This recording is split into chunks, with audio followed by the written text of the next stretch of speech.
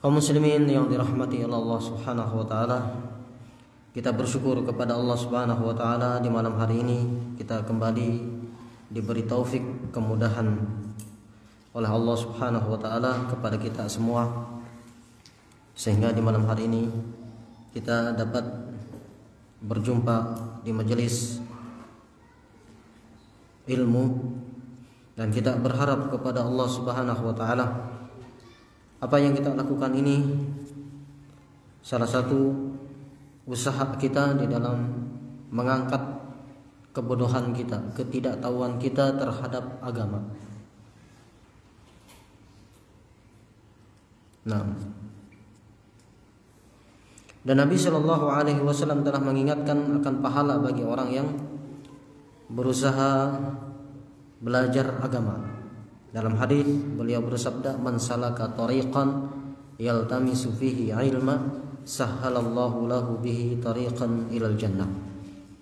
Kata Nabi Shallallahu Alaihi Wasallam, barang siapa yang menempuh suatu perjalanan,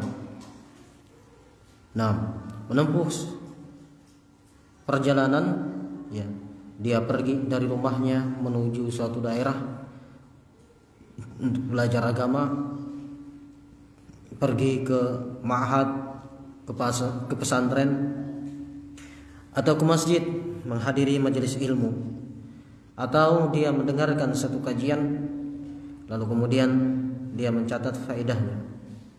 Semuanya ini adalah masuk di dalam makna man salaka tariqan, barang siapa yang menempuh suatu perjalanan dalam rangka mencari ilmu agama, ya, maka kata Nabi Shallallahu Alaihi Wasallam, sahhalallahu lahu bihi tariqan ilal jannah, maka Allah akan mudahkan baginya jalan menuju surga.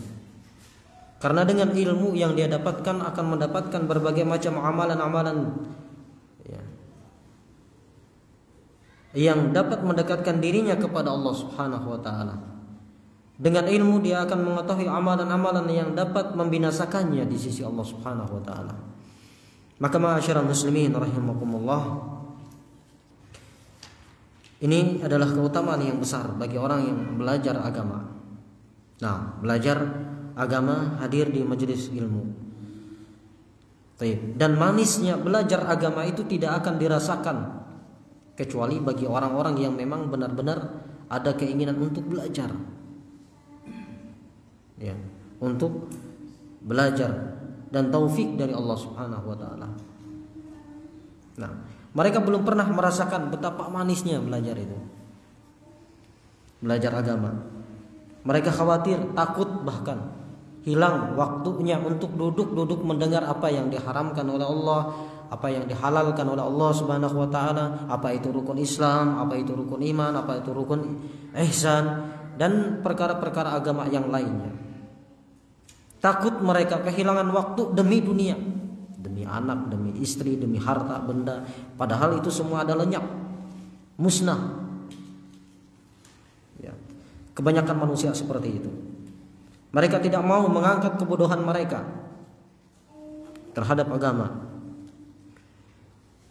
Berat untuk melangkahkan kaki mereka hadir di majelis ilmu. Ya. Karena memang tidak ada keinginan. Ada majelis ilmu, alhamdulillah, mungkin seperti itu. Tidak ada majelis ilmu, ya alhamdulillah juga. Tapi tetap tidak mau hadir, tidak mau belajar agama. Padahal ketika dia meninggal, mati, nanti dikubur di mana?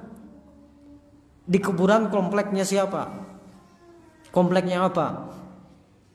Iya. Baik. Ma'asyiral muslimin rahimakumullah.